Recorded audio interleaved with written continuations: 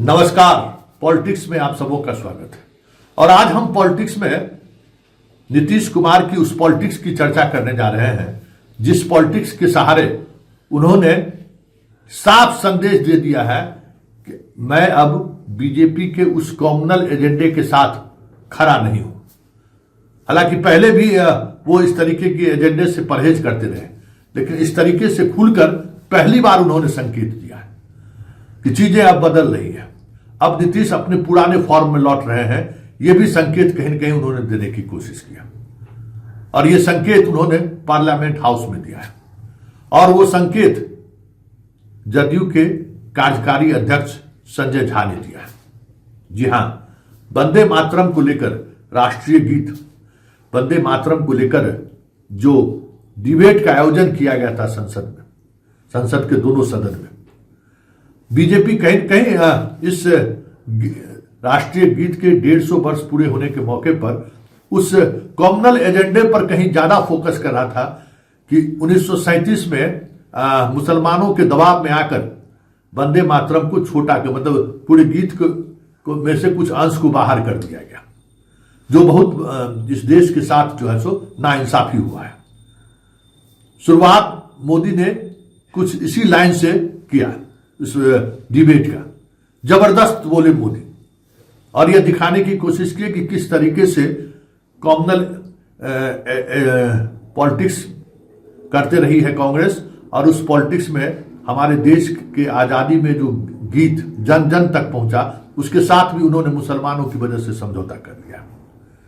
लंबे डिबेट चले, सारे उनके एलाइज मतलब एनडीए के तमाम घटक दल सुर में सुर मिलाते रहे और प्रधानमंत्री के उस एजेंडे के साथ खड़ा रहा। लेकिन जदयू ठीक उलट इस पर स्टैंड ले लिया। उसने उस पैराग्राफ को हटाने की चर्चा तक नहीं की, जिसको लेकर बड़ी बड़ी बातें हुई पूरे सदन में। उन बातों को लेकर जब जदयू के बोलने की बारी हुई तो उस पैराग्राफ का उन लोगों ने चर्चा ही नहीं किया।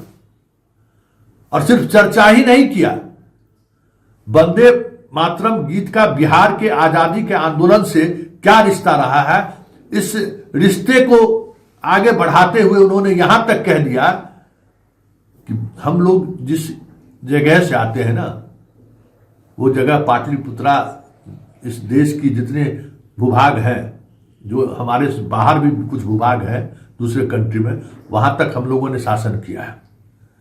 हम उस मिट्टी से बाहर निकले हैं और हमारे लिए वंदे मातरम गीत का मतलब क्या है उन्होंने स्पष्टता के साथ कह दिया। और इस दौरान संजय झा ने जिस तरीके से बीजेपी के उस नैरेटिव को खारिज किया, कॉम्युनल नैरेटिव को, वो देखते बन रहा था।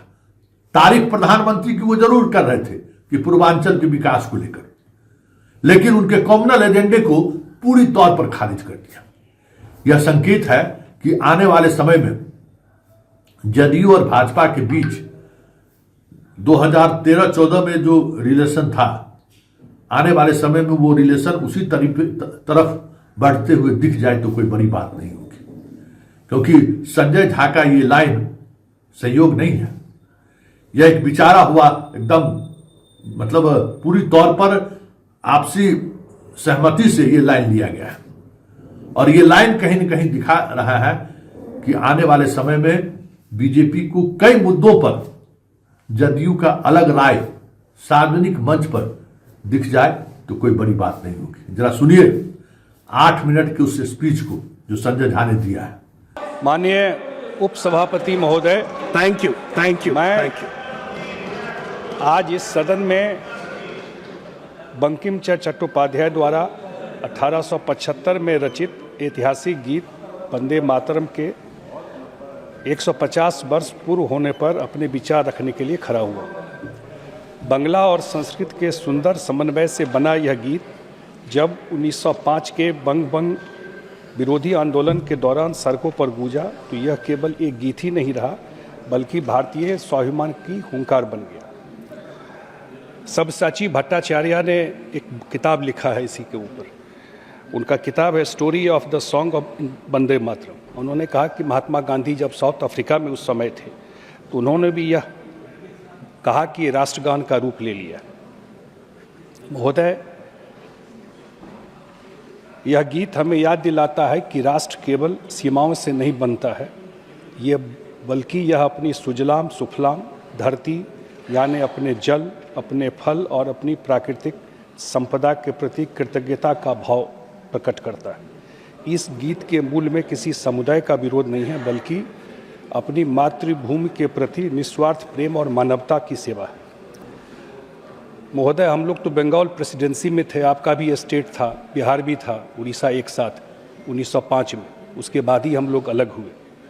इस वंदे मातरम का बहुत कुछ जुड़ाव बिहार से भी रहा है महोदय। बिहार के मुजफ्फरपुर में ही उस घटना को हम लोग नहीं भूल सकते हैं जब 18 साल के युवा क्रांतिकारी खुदीराम बोस ने वंदे मातरम बोल करके हंसते हंसते फांसी के फंदे को गले लगा लिया था। ये मुजफ्फरपुर में ही हुआ था। इतिहास गवाह है कि जब खुदीराम बोस शहादत दे रहे थे तो पूरा मुजफ्फरपुर शहर बिहार में वंदे मातरम के नारों से गूंज उठा था। यह शब्द उस समय बिहार के युवाओं के लिए मृत्यु भय को जीतने का मंत्र बन गया था। जो हमारे पहले राष्ट्रपति थे, बिहार से ही थे, राजेंद्र बाबू, उन्होंने भी 24 जनवरी 1950 को संविधान सभा में घोषणा की थी कि वंदे मातरम को जनगण मन के समान ही दर्जा और सम्मान प्राप्त होगा। बिहार ने इस गीत को केवल गाया नहीं बल्कि जिया है और इसे संवैधानिक सम्मान भी दिलवाया है। उसी बिहार में जब 100 वर्ष के बाद 1975 में आपातकाल लगा, तो उसी बिहार से आपातकाल के खिलाफ जयप्रकाश नारायण जी का आंदोलन शुरू हुआ। उसी गांधी मैदान से संपूर्ण क्रांति के नारा उन्होंने दिया वहाँ से, और जब इतना बड़ा मूवमेंट वहाँ से शुरू हुआ। मैं महोदय जिस स्टेट से आता हूँ उस स्टेट का बड़ा लेगेसी है। पाटलिपुत्रा सीट ऑफ पावर होता था। जब पाटलिपुत्रा था तो पाटलिपुत्रा से लेके कांधार तक राज्य चलता था। उधर उसका रीच पूरे देश में सब जगह पाटलिपुत्रा से चलता था। मौर्य वंश हो, गुप्त वंश हो, सबका चलता रहा। इतना बड़ा लेगेसी, इतना बड़ा इतिहास बिहार का रहा। लेकिन बाद में आक्रमण होते रहे, विभिन्न लोग आते रहे। लेकिन जब इंडिपेंडेंस हुआ उसके बाद कहीं न कहीं जो बेस्ट गवर्नड स्टेट बिहार था, फ्रीडम स्ट्रगल में इतना बड़ा योगदान बिहार का रहा, बिहार पिछड़ते चला गया। हमारे साथ झारखंड भी था। इतना मिनरल्स झारखंड में था। भारत सरकार की पॉलिसी थी फ्रेट इक्वलाइजेशन पॉलिसी। वो ऐसी पॉलिसी थी कि बिहार में कोई इंडस्ट्री नहीं लगा, बिहार गरीब होते चला गया। और स्थिति ऐसी हो गई कि मैं जिस एरिया से आता हूँ, नॉर्थ बिहार से, मिथिला एरिया से, वो पूरा फ्लड जो है पानी नेपाल से इस साइड में आता है। कभी भी उसके लिए कोई इनिशिएटिव नहीं लिया गया कि इस फ्लड के कोई, जो पूरा नॉर्थ बिहार 2/3 पार्ट है बिहार का। पहली बार मुझे लगता है जब हमारी सरकार नीतीश जी के नेतृत्व में बनी तो उन्होंने एक लाइन दिया था। आज भी 20 साल के बाद बिहार में आप किसी से बात कीजिएगा, न्याय के साथ विकास, डेवलपमेंट विद जस्टिस। और इसी 20 साल से बिहार में काम हुआ है। 20 साल के बाद भी लोग बहुत तरह की बात कहेंगे, लेकिन 20 साल के बाद भी अगर बिहार में इतने बड़े मैंडेट से सरकार आती है तो यही justice with development, development with justice जो 20 साल से बिहार ने किया है कि गांव में गरीब तक, नीचे तक डेवलपमेंट का काम पहुंचा, वो उसका रिजल्ट था कि 20 साल के बाद भी आज हम 200 से ज़्यादा सीट जीत करके बिहार में आए। और मैं धन्यवाद देता हूं प्रधानमंत्री नरेंद्र मोदी जी का कि पहली बार उन्होंने पूर्वोदय शब्द का यूज किया। ये पूरब को लोग भूल जाते थे, आपका भी स्टेट आता है, उसमें डेवलपमेंट एक ही एरिया में होता था। बिहार, बंगाल, उड़ीसा को कभी रडार में नहीं रहा दिल्ली के। प्रधानमंत्री जी ने पहली बार पूर्वोदय शब्द का यूज किया कि पूर्वोदय में भी डेवलपमेंट होना चाहिए।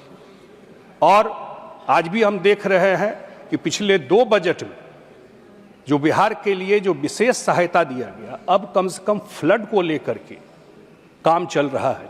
भारत सरकार कम से कम नेपाल से बात करके चीज़ों को ट्रैक पे लाने की कोशिश कर रही है। और हम ये भी देख रहे हैं कि जो मदद बिहार को मिला है, बिहार भी आज डेवलपमेंट के ट्रैक पे है।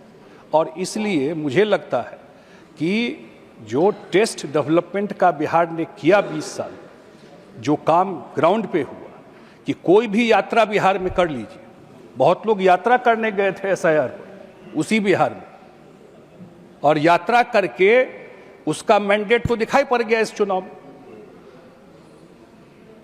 जो भी गलत फहमी पैदा, अब तो हम लोग करेंगे उस पर डिबेट, लेकिन SIR तो सिर्फ बिहार में हुआ और तो कहीं देश में हुआ नहीं, तो वो सही हुआ गलत हुआ क्या रिजल्ट हुआ वो तो सामने में है। लेकिन बिहार में जो पूर्वोदय की बात की गई है, अब टाइम आ गया है इस देश के लिए भी। हम तो वंदे मातरम करते हैं, बिल्कुल उनके उस सेवा भाव से करते हैं, लेकिन अब समय आ गया है कि बिहार का पूर्वी भाग भी अगले 5 साल में 10 साल में वो देश के मेन ग्रोथ का इंजन बने।